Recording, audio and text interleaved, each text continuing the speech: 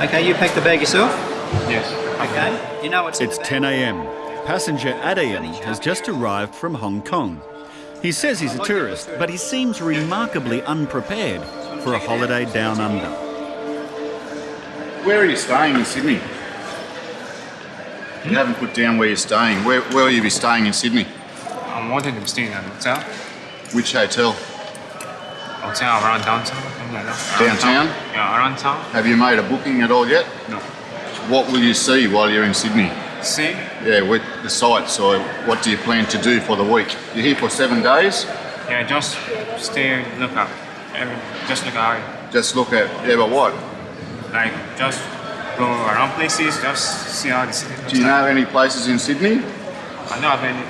Well, usually if I was going to go, where you're from, the States, if I was going to New York, I might want to go and see the Statue of Liberty or, you know what I mean? So what would you want to see in Sydney? Oh, what do I want to see in Sydney? I just want to like go around. It might be a long way to come, but he's not leaving the airport until Customs is satisfied with his story. For many young Aussies, living overseas is a rite of passage, a chance to see the world and earn some cash. But the return trip can sometimes be bumpy.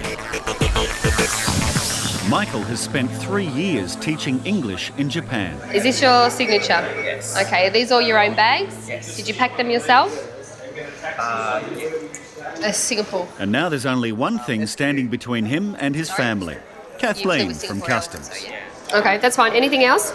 Oh, yeah, I didn't notice this. Sorry, I've got lots of yen in my pocket. Is that okay? How much? Like a bit over 3 million. Michael didn't declare his cash on his entry card. I'm thinking that. Once signed, this is a legal document. So a false declaration means Customs will quickly become very interested in you. Okay, so you have cash. I do have cash in my pocket, Right. but in yen. That's all right. It's I don't still know it's exactly what equivalent. You know But I yourself. You think just read it. Yeah, but I just noticed then, and so I think it's more than that. So maybe that one would be a yes. All right. So approximately 3 million yen. All right. Hendo, can you find out the conversion of 3 million yen? He thinks it is over 10 grand. So. $10,000 is the most you can bring into the country without declaring it to Customs. Fail to declare it and you run the risk of being fined, losing the money and even jailed. All right. Have you got your airline ticket there as well? Yeah. 38,000. What? Does that sound right? Is it 78? The exchange rate 78.88. 38,000. Great. 3 years of savings. You said it was just over 10,000. This could be a very expensive lesson for the teacher. Customs officers aren't satisfied that Adayam is a bona fide tourist. They want to check him out further. You can take this bag and just x-ray it. Okay, what we're worried about is just this side here seems to be a bit heavier than the other side. Okay, it might just be because of the wheels, but just have a good close look at that.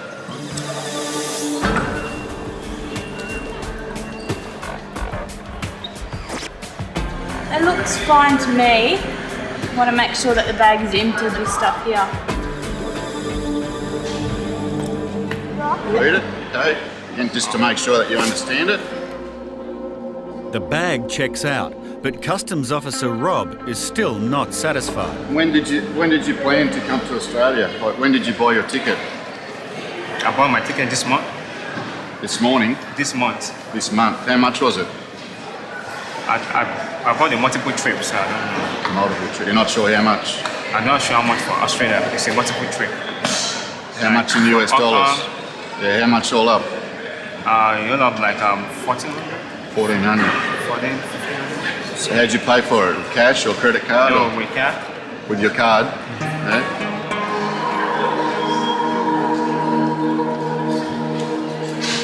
What we're going to do, we're a bit worried that you might have something on your body. Okay, so what we want to do is to give you a pat down. Okay, a frisk.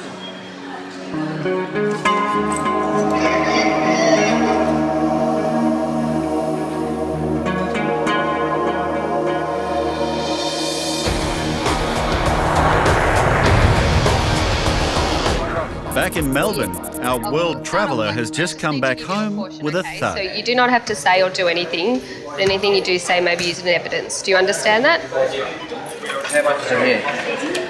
I think a bit over 3 million. Michael's 3 million yen is equal to over 38,000 Australian dollars, far exceeding the undeclared limit. How much did you take out of the bank account? I got my bank book. Took out 3.3 million. But since then I've spent some, so I haven't counted it since I've actually come over here. So you're aware that it was over 30,000 Australian, roughly? You would have been aware of it. You would have been aware of the conversion, roughly. Vaguely, but I didn't notice the question on the card until just then. I was reading it more Didn't you carefully. get the card on the plane? No, I got it like from a guy in the line. Can I go back and do another card and come back? Or No, it doesn't work that way. Okay. Australia tries to keep track of all the currency coming in, and obviously when you're bringing in and out of cash, there's no record of it, so that's why they need to fill out a form. It's basically, we're trying to find money launderers and that are bringing in lots of large amounts of cash. Money laundering is a global problem. Moving undeclared cash between countries can help organised crime and terror groups conceal the true source of their income. The person in the line next to me said, "Oh, it's all just like bad things. Just do no," and that's probably where I made my mistake. I didn't You're a really teacher. carefully go through You are a teacher, right? What do you teach? English. English. If Michael had declared the cash, he would have been free to go after filling out a simple form. That's not going to happen now. The passenger's got over 3 million yen undeclared, so we're now going to run a few checks and also contact the Federal Police. Quarantine, Sydney Airport. There's some confusion over a passenger's declaration card. When I first start off, if you read and understood the questions on the I card. understood the question, but you have to tell me that. I have to tick for that if I bring any kind of food. But you didn't tell me, actually. No, that's what the card says. Any food, including dried, preserved. It says that on here. Chinese student Fei Li studies in Australia, making regular trips back to visit her family. So do you understand why we're doing this? Now officers have found undeclared food in her luggage, a breach of quarantine regulations. This stuff is free list. This is allowed in, but you still have to declare it. It's food, so it doesn't matter whether it's beef, fruit, noodles, whatever, you have to declare it whenever you come into the country. That's why we have it on the card. That's why you get this card every time you come in. So if you have any food, you've got to mark yes on it. If you're not sure, it tells you to mark yes. Seems pretty clear, but not to Fei Li. Who's the responsibility for I'm not taking yes? You're responsible. No. Yes. You have to remind me. No, Last we do time. remind you on this form. On this form, on the previous form, and on the previous form, every time. You didn't remind me that I have to take yes. Back in Melbourne, Michael's undeclared cash is causing him more problems than he imagined. These two officers are from the Federal Police. They just want to have a quick chat to you. The federal police are involved because money laundering is a federal offence. They decide now what's going to happen to Michael. So he has actually volunteered it. He said that he might have more than $10,000. Depending on what he tells the Federal Police, he could just get a warning and would just fill out the AUSTRAC form and he'll be sent on his way, or he could end up getting prosecuted and the currency seized from him. At quarantine in Sydney, Chinese student Fei Li is still arguing her case to officers. You can bring this stuff in, but you still have to declare it because it's food. Yeah, I know. My fault is I didn't take yes, right? That's my fault. right. I know. Yeah. But you got problem. You think so? No. No, you don't think so? No, I don't think we have, because the form is in your This language. time you are right. But how about the last times? For not declaring the food, Fei Li faces a $110 fine, a significant penalty for a struggling student. I mean, 3 times. I always tick no. You didn't say anything for that. You always tick no. Yep. And you brought food in with Yep. you before. Yeah. And I always pass the X-ray.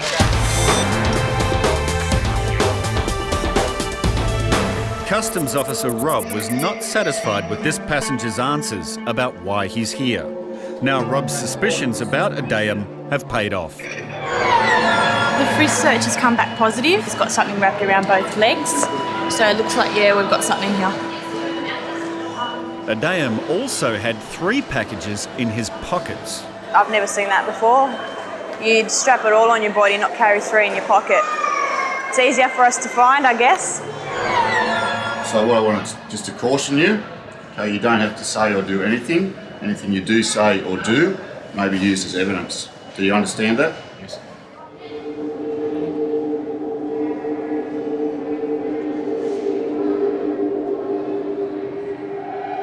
I've just made a cut in that. Okay, and those pellets have got white powder in them. All right. So do you know what the white powder is?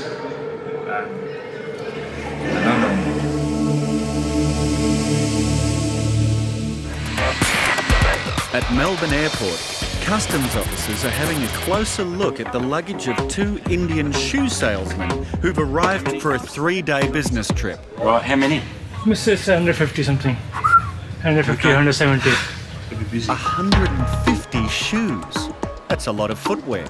The officer is concerned that the men haven't organised a carnet for import and export clearance.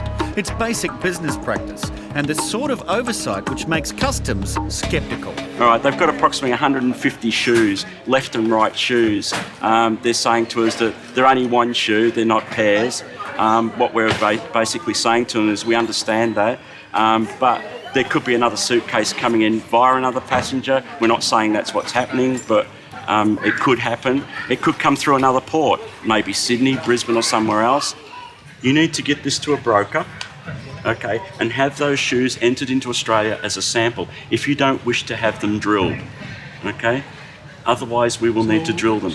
The salesmen are faced with a tough choice. Immediately find a broker or drill a hole in every shoe.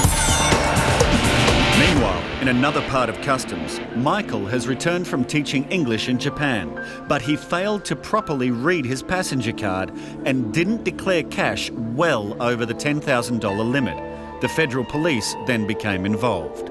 The federal police have spoken to the passenger and they're going to give him a warning and just fill out a cash form and he'll be okay to go. It could have gone either way. Basically, because I was unable to finish the form correctly and I made a mistake, and I said that I didn't make any mistakes, they had the option to take me to court and confiscate my money. It would have been a very serious matter. In this situation, I didn't have to go through that. But it was close. It would be bad saving all that money and saying bye-bye to it so quickly for little result, but now I've got some spending money. Chinese student Fei Li has returned to Australia with a lot of undeclared food. We've got a passenger who's declared nothing on a card, opened up a bag and there's a lot of food in there. Quarantine records all warnings given to passengers. And she's on the computer. She had a verbal warning given to her in 2002. And that's basically all we need. Last time when we took meat off you, and we took some meat off you last time? You see my passport. How many times I came in Australia? Quite a few times. Yeah. About 4 times? Yeah. You've been in and out of Australia, right? Yeah. Okay. And last time they took some meat off you? Yeah. Yes? That's first time. Yeah. The first time. That's right. And they gave you a written warning at that time. Yeah. At that point in time, they could have actually given you a $220 fine then. Right? Yeah. So again, it says, do you have any food? Yeah, I know. So every time that you come in and out of this country, you must declare your food. It's now up to Stephen and Dennis to decide whether to fine this student.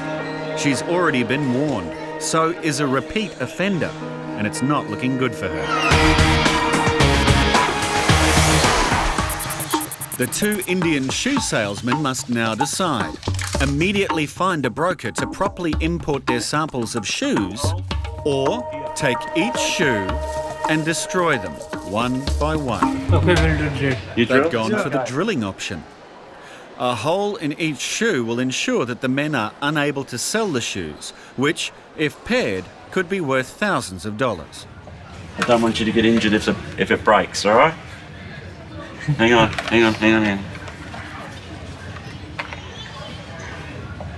Okay?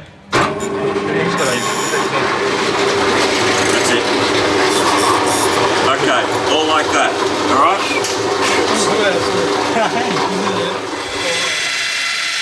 It's their property still. I'm not going to, I don't think the Australian government or customs want to deface somebody else's property. We're requesting that they do it. It's their sample they want to bring in, so yeah, basically that's why we do it.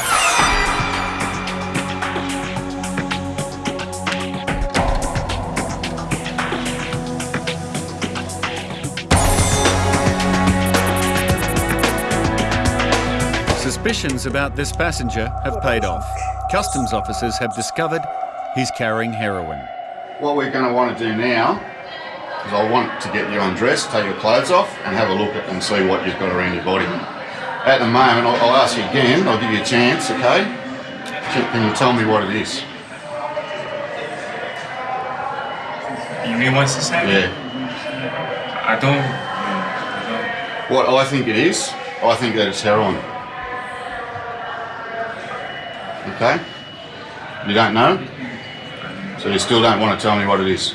No, I don't know what it is. Okay. Customs have caught Adayam red-handed. He's just got 3 pellets in his pockets. During the frisk search, we've also found around his calves, there appears to be a body pack. We don't know what it is yet, but we've just done the line scan, so we'll wait and see. And he hasn't told us what it is yet, but there's obviously something there.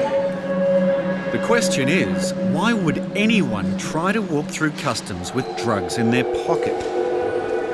Customs could think of any number of reasons, but only Adayam knows, and he's not saying much. Who gave it to you, or where'd you get it from? I got it from Hong Kong. Yeah, where in Hong Kong? Who gave it to you?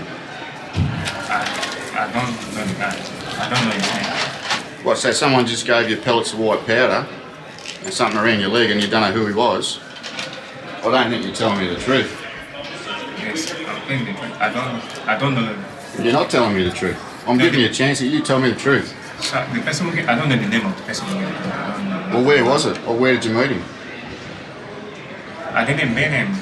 I was just like, You have a think about it. I'm going to ask you a couple more questions in a minute. Right, you're in some pretty serious trouble already. You have a think about if you're going to tell me the truth the next time I ask you a question, all right? Yes. This time you have not declared your food items. No, Feely's been hit with a $110 fine. This could be the only way to make her understand the importance of Australia's quarantine law. So if we don't charge you this time, next time you won't do it again. Yeah, next time I will take yes. Yes? I will remember. Right. But I'm just asking you why you didn't tell me for the second time. I just said for the second time. You probably were told the second time, and you were probably told the third time. They definitely would have told you when they gave you the warning, because that's part of giving you a warning, is explaining what you've done wrong so you don't make that mistake next time. She's not happy, and I can see why she's not happy, but some of these people we have to get through to, and they don't learn. I'm an overseas student. I'm traveling to Australia, and I didn't know that I have given a warning on a computer system.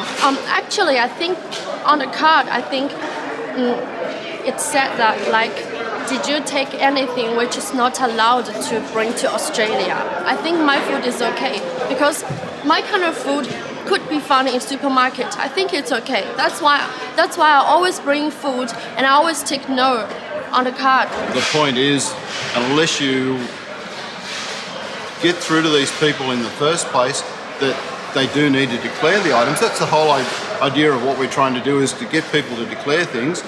We can make the decision as to what's allowed and what's not allowed, and we can either give them back to them or tell them it's prohibited. There's nothing lost if they declare the items. The big point is when they don't declare the items.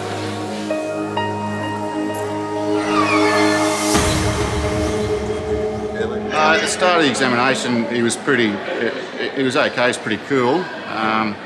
Towards when the pellets were located in his pocket, he started to get a little bit more nervous, and became a bit more rigid in his movements and his stance. That's over 1 kilogram of heroin strapped to Adayam's calves, with a street value of $600,000. He was intending to be here for 1 week. Chances are he's going to be here for a lot longer. He's been pretty calm all the way through. He wasn't aggressive or he wasn't upset or whatever, but he's sort of now his demeanour is the game's up. Adayam Fawali was charged with importing prohibited goods. He pleaded guilty.